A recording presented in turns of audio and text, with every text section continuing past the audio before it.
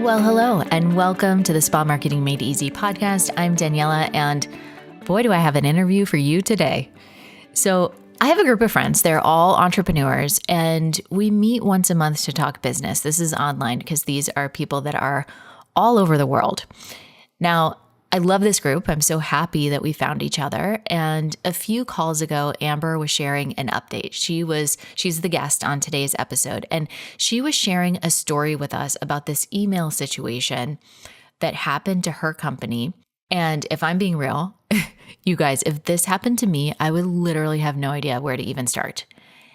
And this is not just like a small email problem. This is a situation that could have potentially cost her tens of thousands of dollars, if not hundreds of thousands of dollars. Now, she and her team handled it like the pros that they are. And it was such a great reminder going through not only the monthly call that we had with our group of entrepreneurs, but also here on the podcast interview. To know people, to have people in your circle that know more than you is such a valuable thing. You never want to be the biggest fish in the pond. And Amber certainly knows so much more than me on this topic, which is why I was so grateful when she so graciously agreed to come on and share this experience. This is not a highlight reel. This is not anything like that. This is real business. These are real problems that come up, and she is being very open and sharing what happened and giving lots of great feedback of what you can do to fix it if something like this ever happens to you. Now, if you do any sort of email marketing at all, you're going to want to listen in because Amber is getting real. All right. Now, let me just read her bio and then we'll jump right into that interview. Okay. So Amber went from single mom in college to multi-business owner, running freedom-based companies from Ethiopia to Chicago and from Abidjan to Zagreb. With a background in corporate consulting and studies at Johns Hopkins Organization Development MBA program, she helps modern CEOs scale strategically without sacrificing time at ambermccue.com. In addition to consulting, her businesses are in the online children's education and photography brand that grew from a side hustle to a multi-million-dollar operation in 26 cities, giving her firsthand experience in creating systems that fuel growth and freedom. She's incredible. I know you guys are going to love her as much as I do. And let's go ahead and play that interview. All right, Amber, welcome to the Spa Marketing Made Easy podcast. I'm so happy to have you here. And I'm really hoping that we can explain what happened with your email, because I think this is such an important aspect of doing business for business owners, for spa owners, any business owner that is using email to connect with their clients. Yeah. If you're trying to do the debrief and figure out like what's happening, what's working, what's not working, you blew my mind when you shared with me this process. I was like, oh my God, I would not have known what to do. So let's go back to and like tell the story from the beginning. You have an online business. Mm-hmm. We were both doing a webinar, like a launch, very similar timing. And you had done this webinar multiple times before. No issues. You understood what your show up rates, all your KPIs, mm-hmm. and something was drastically off. Yes. Okay. So start there. Yes. Okay. We are hosting this event and big marketing campaign. And we typically have a certain number of people showing up, arriving throughout the week, bigger number of people sign up and lesser people show up to the webinar, the workshops.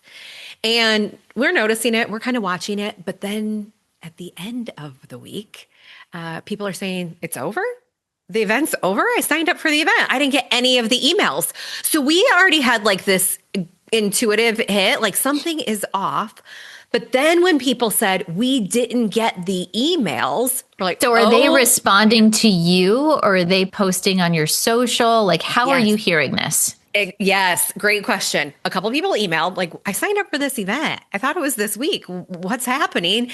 And then they were also posting in our Facebook community. And the thread after that just kind of like, me too, me too. I didn't get anything either. I didn't get anything either. Check here, check there. And it wasn't even landing necessarily in their spam folder, right? Or in their promotions folder. I think we got a couple I think of that's DMs. what blew my mind is that it wasn't even in spam. I was like, Yeah. Yeah. And there's a reason for that, which we will share. so I mean, I'm thinking about this, like in spas, we do in-person events, we'll do mini events, we'll do open houses, and email is a big part of that communication. We do call as well.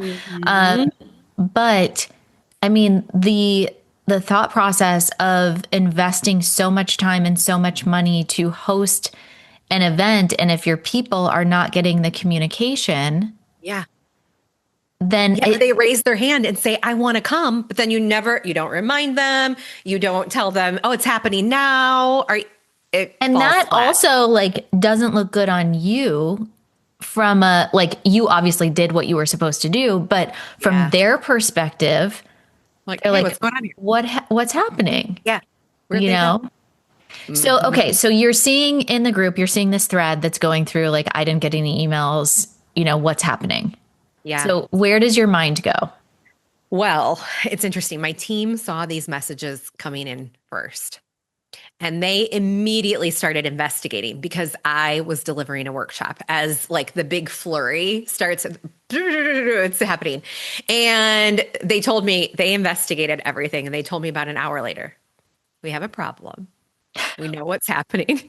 We checked all of these things and we got to the root cause. And so they were on it. But how does your team, like, I feel very proud of my team. I feel like they're very tech savvy. I feel like I am tech savvy, and I would not have known where to look with email. I would have thought, do you need to clear your cache? Do you need to turn off the computer and restart? Like, restart. Is that maybe it's in your trash? Did you set up a filter? Like the basics. But we have, my business partner and I worked for an email marketing, a marketing agency.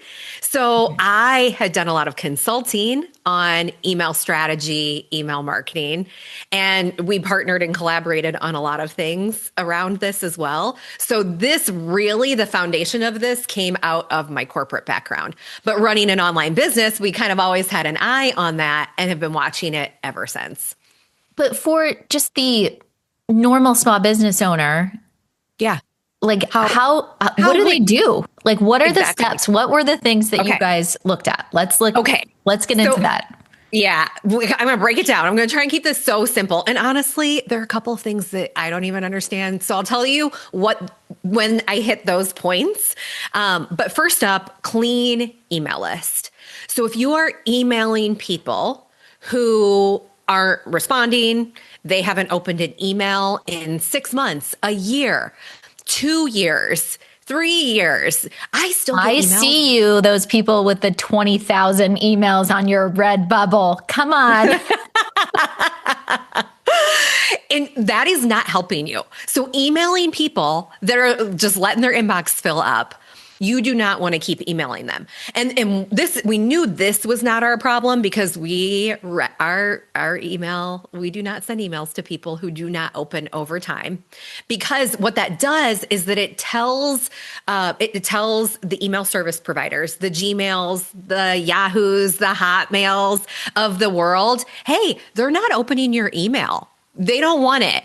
So they're going to move it to that promotions, that spam folder over time, if you're sending the email to enough people that do not open.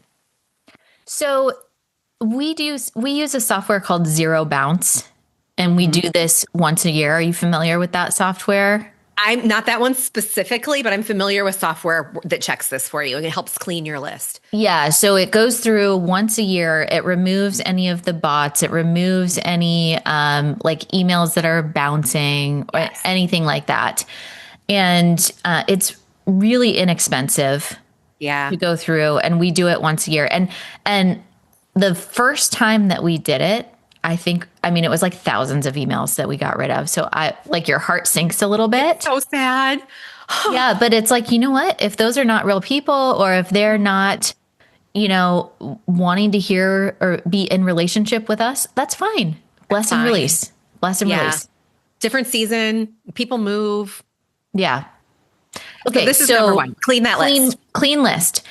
And how do we tell if someone is opening our emails or not? Is that a feature that's standard inside of a MailChimp, Kit, whatever type, Flowdesk, whatever type of email service provider you're choosing? Absolutely. Yeah. You can see your open rate. So I've got 10%, 20%, 30%, 40% open rate. That other percentage that isn't open. Some CRMs have this built in so that you can run a report, see everyone who hasn't opened in 90 days. But otherwise, to your point, there are external plugins. You mentioned Zero Bounce. Some will integrate right with your CRM where you're sending emails from, and just quickly pull those people to a separate list, because you might not want to just delete them. You might want to download that list and do some other kind of marketing campaign to those people to say, hey, you haven't opened our emails in so long. We miss you. Come back, a special, a promotion. And you can sort of separate that audience before you say farewell in part ways. Okay. So clean list. Yep. We've got that. What's the next thing? Okay, this is the one I don't understand really. There are three sort of three abbreviations, jargon here: SPF, not the sunblock, DMARC, and DKIM. So DMARC is the one I hear referred to most often. But what you want to do, most email providers that you are sending from, the CRM, now require you to register your DMARC. Okay. So and what this does is it's a registration in the internets with the email service providers like Gmail who are receiving emails to say you are legit. You are not inherently spam. You're registered. This is okay. So okay. And is that something that your CRM does for you, or is that something that we have to manually do? Yeah. And your CRM doesn't do it for you, but there's usually a place in your CRM to do this, and you might have to pop out somewhere else to register. I told you I'd be honest. This is the one where I'm like, I don't know. This is one of those things you do it once and you're going to be good for a while. And your CRM likely flagged if you didn't have this registration because it became a requirement. So you should be good. But if you're wondering and you don't know, just go double check. And when we saw this email coming up, we went and double checked. Like, we fixed this. We fixed it, right? Yeah, we fixed it. And then we had to fix it again. So just, if you don't know, go look this up. Okay. So clean list, DMARC. What's number 3? Segmentation. Okay. You do this. We talk about segmentation all of the time inside of Growth Factor. So patients, non-patients, and then, from that's like top line. And then below there, we're breaking out by service that they're doing, by member, non-member, if you have a membership base. So we're really breaking it down in that way. So you're sending more targeted, focused emails off of behavior rather than like the e-blast that is exactly a blast. A blast. And this is good because of that first issue that we talked about. If you are sending email to people who don't want this message and you're not opening, it's not catching your attention, the Gmails of the world are going to say they don't want it. And that's going to reduce your effectiveness in your email. So another example of this is everybody on my list is getting this email about a promotion, but the promotion only applies to 50% of people. So we only send it to the 50% of people because that's just going to help you keep your list clean. Now, in our case, we had 3,000 people who signed up for this event, but our list is much bigger than that. So we were only sending these emails to the 3,000 who said, yes, I would like to receive that communication. I want to participate in this event. Now, we invited our bigger community to it, but they didn't raise their hand. They didn't say yes. So we didn't keep sending emails. And so we knew that is not our problem. It was not, we're not seeing less people attendance. So it's just something to be mindful of. If this group of people have said, no, I never want Botox. Okay, we're not going to send you Botox specials. We're going to send you the laser specials, right? So that sort of alignment. We're going to educate them on why Botox is your love language, is my love language. But I digress. Then you already talked about this. Bounces, opt-outs. If people are opting out, if their email addresses are bouncing, a soft bounce or a hard bounce would mean the email address doesn't even exist anymore, right? Soft bounce could be their inbox is full. So that's coming back to you. Don't send to those. But your CRM that you are sending emails from should take care of that one. But I share it just so you're aware. Okay. What's next? Okay. Next is domain reputation. So, what does that mean? Okay. So my email is whatever at ambermccue.com. Amber, it's actually Amber at ambermccue.com. And so your domain is the ambermccue.com. It's where you're sending your email from. Mm-hmm. And you have a reputation. So you have a reputation for being a good sender or a bad sender. You have a reputation for people opening or not opening. And each of the email service providers gives you a different score. So Gmail may score you different from AOL, may score you different from Hotmail, etc. Do you use any of these other email providers? I don't understand people that don't have anything. I'm saying it as an example, but it feels so weird. I'm sure there are others that I don't know about. Yes. So you have a reputation, and your reputation is different with each one of these, and that is tied to your ambermccue.com. Now, can we see what our reputation score is? Okay. You can. You can type in give me a website to check my domain reputation, and you can check that real quick. Some email CRMs will have that built in. We check, random website, wherever, domain reputation checker, whatever. But your CRM may also have a place for you to check that. We use Go High Level. And they have a place inside where they can see, oh, yeah, no, your domain reputation is okay. So green, we're good. And it might be a green score, green, yellow, red kind of thing. Okay. And our domain reputation was also fine. So we're getting clues. Okay, it's not that. We're still good on domain reputation. Sometimes if you're blasting a lot of emails at once, right? If we were sending to our whole list again, and I'd say, whoa, this is a lot of emails. This isn't what you usually send. It might flag. It might hit our domain reputation. We didn't send to everyone, just sent to the small group. So we were okay. We were still green. Okay. All right. So your team is going through all of this while you're on a call. Yes. I am delivering a workshop to hundreds of people.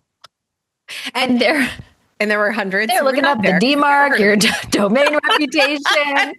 They're going to town. Good for exactly. them. Shout out to your team. Most of this doesn't take long to check.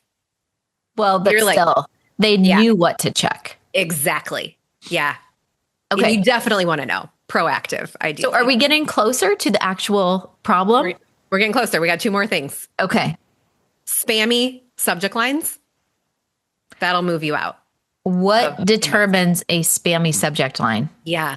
Sounds salesy. Free something can even also get you flagged and moved over to spam or promotions as a first location likely.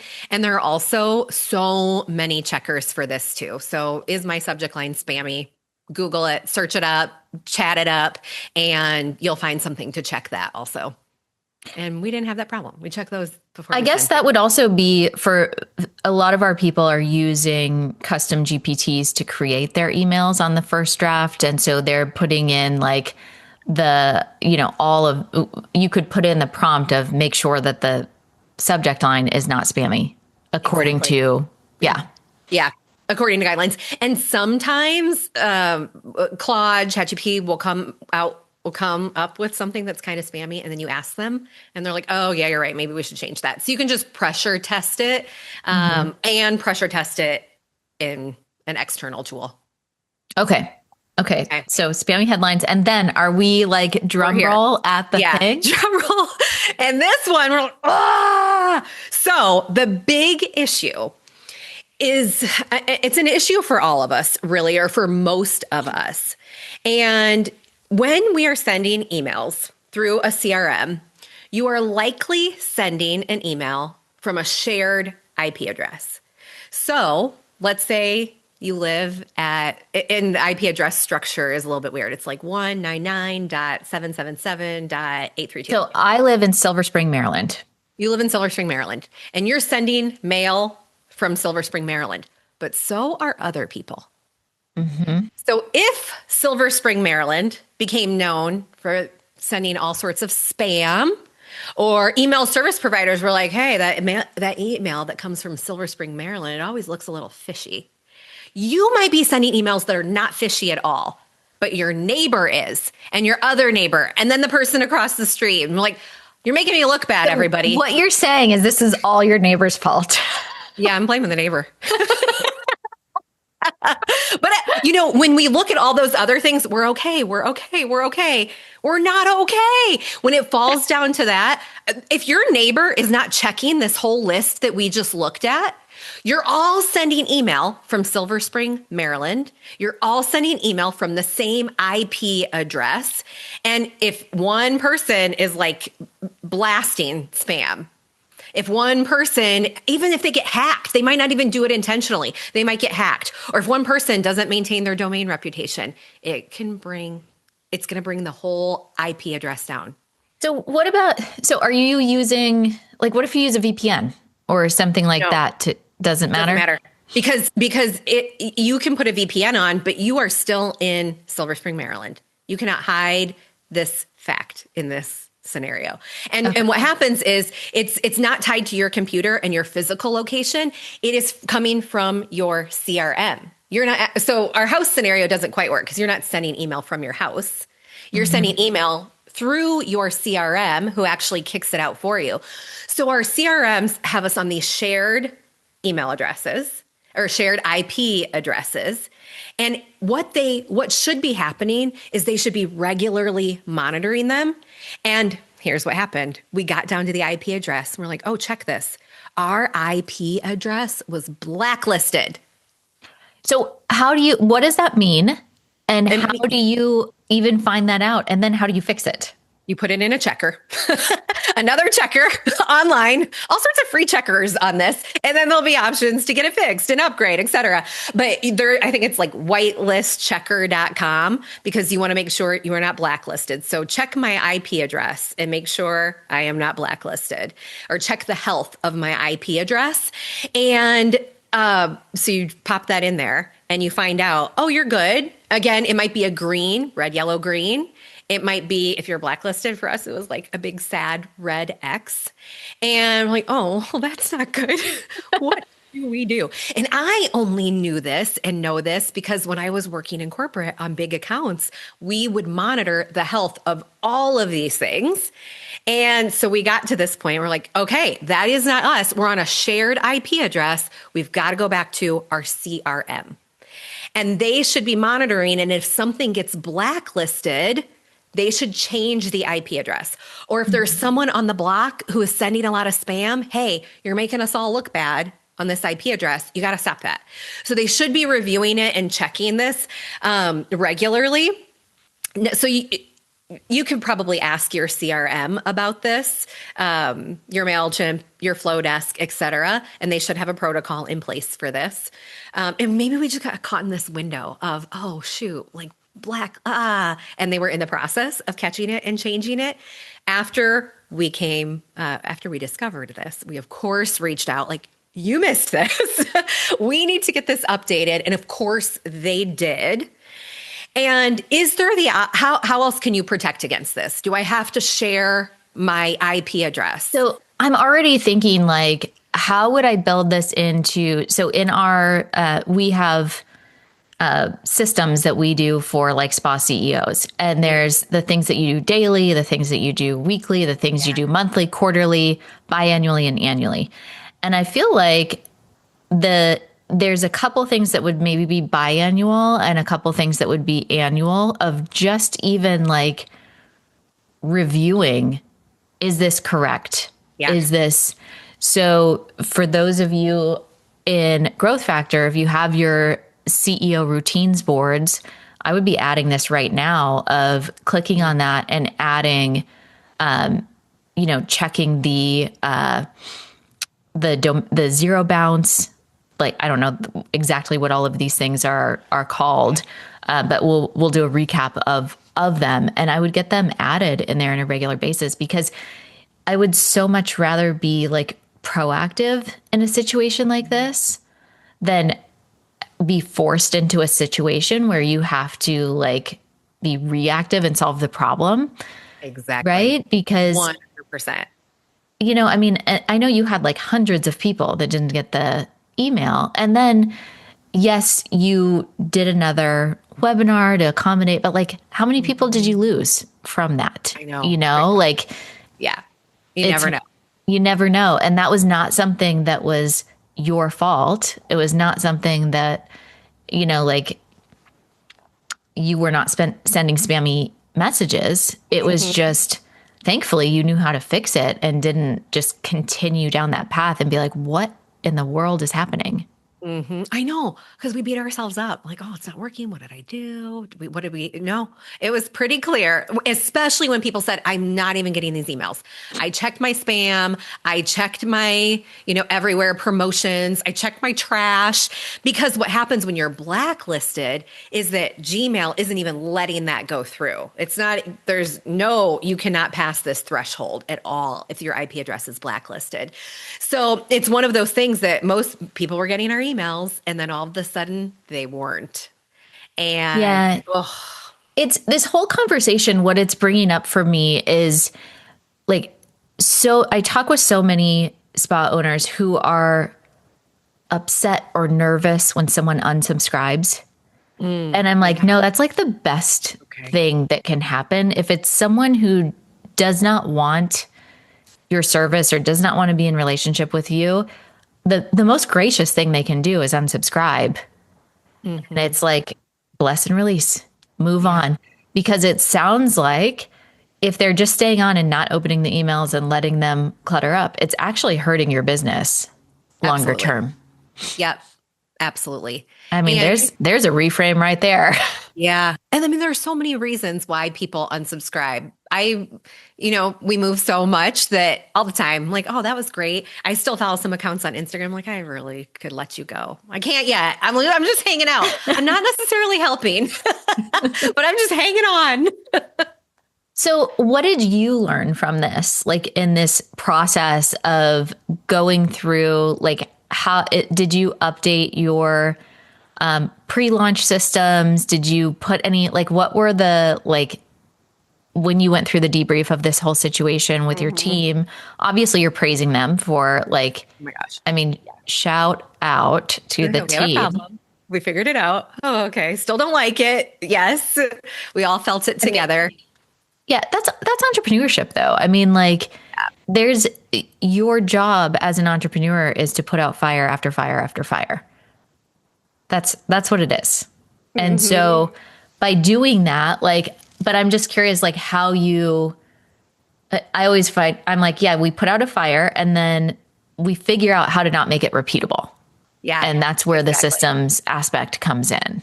Yeah.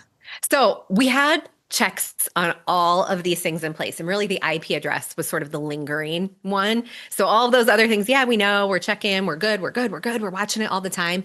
And so we've been looking into the IP address situation. And there is an option, and this is not the best option for everyone. And it's actually possibly not an option for us right now to move to a dedicated IP where you're not sharing. Where Silver Spring, Maryland is yours, all yours. So if you muck it up, you mucked it up all on your own, right? You're not mixed in with anyone. And the recommendation on dedicated IP addresses is that you're sending over 100,000 emails a month.